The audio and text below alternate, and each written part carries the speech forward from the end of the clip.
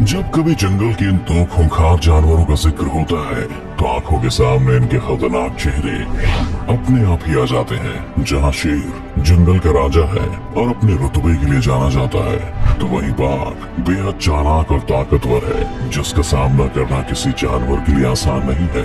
आपने इन दोनों शिकारी जानवरों को अलग अलग तो शिकार करते हुए देखा ही होगा, लेकिन क्या आपने कभी सोचा है कि अगर इन दोनों के बीच ही लड़ाई हो जाए तो जीत किसकी होगी?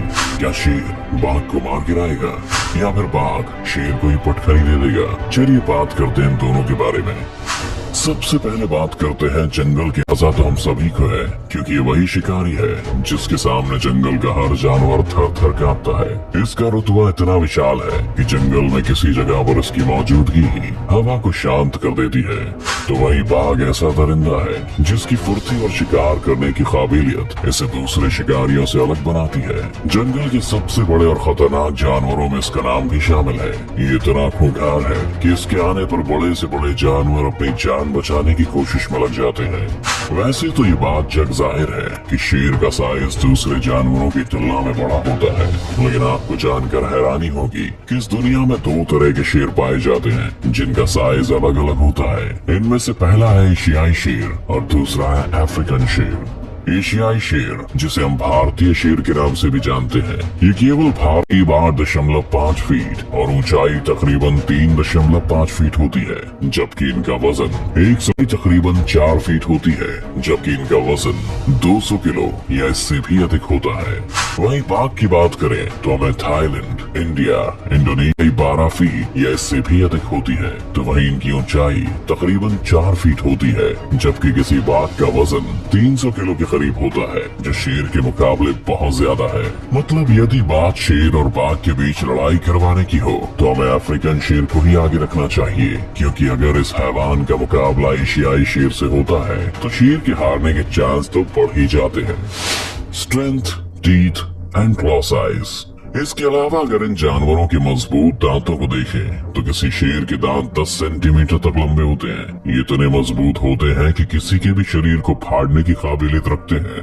लेकिन जब बात बाघ के दांतों की आती है तो इनकी लंबाई 10 सेंटीमीटर से भी अधिक होती है। यही नहीं, बाघ के दांत शेर के मुकाबले अधिक मजबूत और नुकीले होते हैं, जो इसे एक बार फिर ताकत के मामले में शेर से बेहतर साबित कर देते हैं। हालांकि सिर्फ दांतों के मजबूत और बड़े हो जाने से ये तो साबित नहीं हो जाता कि वही जानवर विजेता बनने वाला है, क्योंकि किसी भी जानवर के लिए जरूरी है कि वो अपने शिकार पर कितनी मजबूती से अपने चबड़े की पकड़ बनाता है। तो इस बारे में आपको बता दें कि जंगल के राजा शेर का बाइट फोर्स 650 psi होता है, तो वहीं किसी बाघ का बाइट फोर्स 1050 psi होता है। यानी इस जगह पर भी हमें बाघ का ही परड़ा भारी दिखाई दे रहा है। उदाहरण के लिए हम इंसानों का बाइट फोर्स 70 psi होता है और इसके साथ ही हम कई हार्ड चीजों को काट देते हैं। तो आप खुद सोचिए शेर और बाघ अपने शिकार का क्या हाल करते होंगे।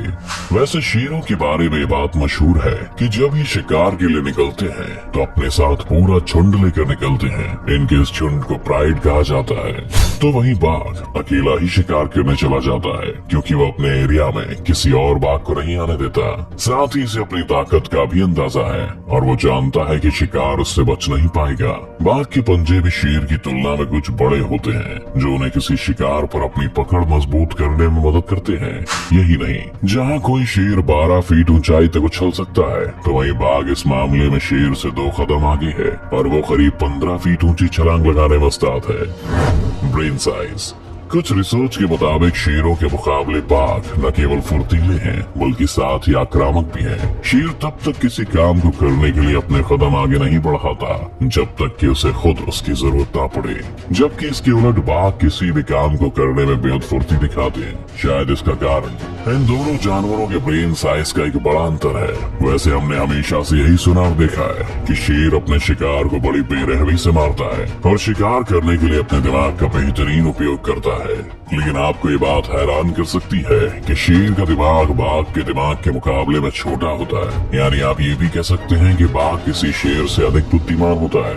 अब अगर इन सब चीजों को एक साथ मिलाकर देखा जाए तो ये कहना गलत नहीं होगा कि बाघ का परड़ा भारी है। लेकिन किसी जंग के लिए केवल इतना ही काफी नहीं होता, इसीलिए हम भी कोई जल्दबाजी नहीं करते हैं और इनके बारे में थोड़ी और जानकारी लेने के बाद ही इस फैसले पर पहुंचते हैं कि इन दोनों की लड़ाई में जीत किसकी होगी। Attacking strategy. आपने शेर और बाघ की कई क्वालिटीज पर तो नजर डाल ही ली है, लेकिन अगर इनकी अटैकिंग स्ट्रेटजी से ही हम वाकिफ नहीं होंगे तो शायद ये नाइंसाफी होगी। वैसे बात अगर शेरों की हो तो इनके केस में आपको ये देखने को मिलेगा कि इनका हमला अपने शिकार पर बेहद दमदार होता है। ये अपने शिकार को देखते ही उस पर झपटता है और उसे पकड़ कर ही दम लेता है। अटैक करने के लिए ज्यादातर एक ही तरीके को अपनाता है, जिसमें ये अपने शिकार को उसकी गर्दन से पकड़कर जमीन पर गिरा देता है और तब तक अपने जबड़े से उसे आजाद नहीं होने देता जब तक कि उसके शिकार की जान न निकल जाए। जब ये शिकार करने के लिए दौड़ता है तब इसे देखकर ही इसकी ताकत का अंदाजा हो जाता है। आपको जानकर हैरानी होगी कि इतने भारी भरकम शरीर के बाद भी शेर 80 किलोमीटर प्रति घंटे की स्पीड से दौड़ सकता है। ये अपना पेट भरने के लिए दूसरे जानवरों का शिकार तो करता ही है, लेकिन कभी कभी तो इसका मुकाबला अपनी हुकूमत को बरकरार रखने के लिए दूसरे प्राइड के शेर से भी हो जाता है। ऐसे में दो शेर एक दूसरे के खून के प्यासे हो जाते हैं और जब तक उनमें से कोई एक शेर हार नहीं मान लेता तब तक रुकने का नाम नहीं लेते। तो वही बाघ का अपने शिकार को पकड़ने का स्टाइल थोड़ा डिफरेंट होता है। ये पहले जंगल में बैठकर अपने शिकार को देखता है और फिर धीरे धीरे उसकी तरफ बढ़ने लगता है। इसके बाद जैसे ही एक सही मौका आता है ये शिकार पर अपनी पूरी ताकत के साथ टूट पड़ता है। शेर की तरह ही इसकी भी स्ट्रेटजी शिकार को उसकी गर्दन से पकड़कर धूल चटाने की होती है।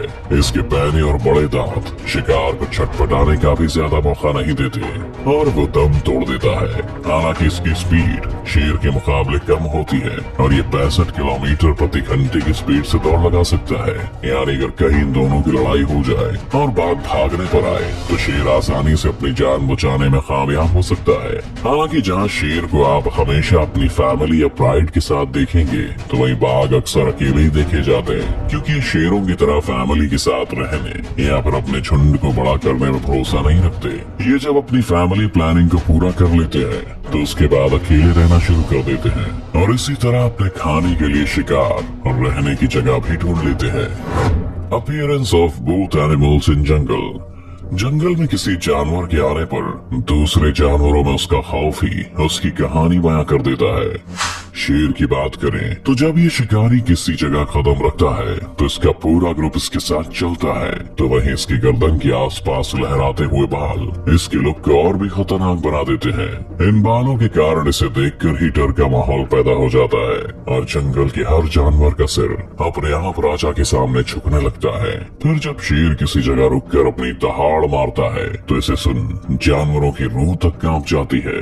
इसकी दहाड़ इतनी खतरनाक होती है कि शांत माहौल में आप इसे लगभग 10 किलोमीटर तक भी सुन सकते हैं। तो वहीं बाघ भले ये खतरनाक जानवर है और किसी की भी जान लेने की काबिलियत रखता है, लेकिन ये हमेशा अकेला रहना पसंद करता है, जिसके चलते दूसरे जानवरों पर इसका डर थोड़ा कम देखने को मिलता है। वहीं इसकी दहाड़ भी शेर के मुकाबले काफी कम है और शांत माहौल में भी 3 से 4 किलोमीटर तक ही सुनाई देती है।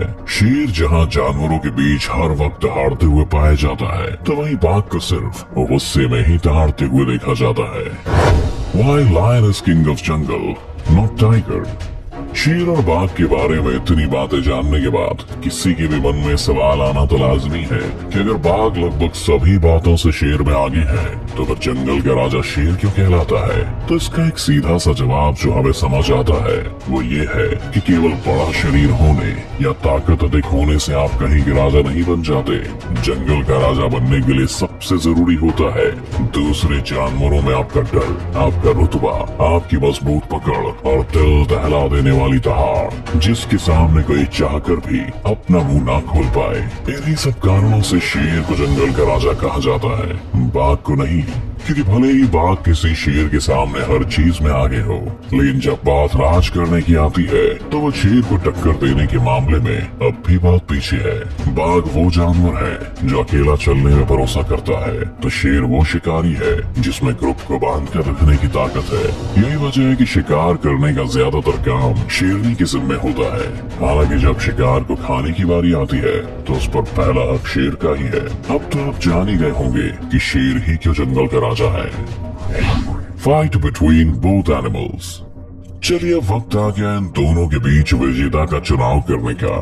तो आपको बता दें कि किसी भी लड़ाई में सबसे अहम है शिकार पर अपनी पकड़, और हम पहले ही ये जान चुके हैं कि दोनों अपने शिकार को उसकी गर्दन से पकड़ते हैं। लेकिन यहाँ शेर को अपनी गर्दन पर मौजूद बालों का फायदा मिलता है, क्योंकि जब बाघ उसे पकड़ने की कोशिश करता है तो उसकी गर्दन तक पहुँचने में भी उसे बहुत मशक्कत करनी पड़ती है। लेकिन वहीं अगर शेर का जबड़ा बाघ की गर्दन तक पहुँच जाता है तो वो उसे पकड़ने में बिल्कुल देर नहीं लगाता।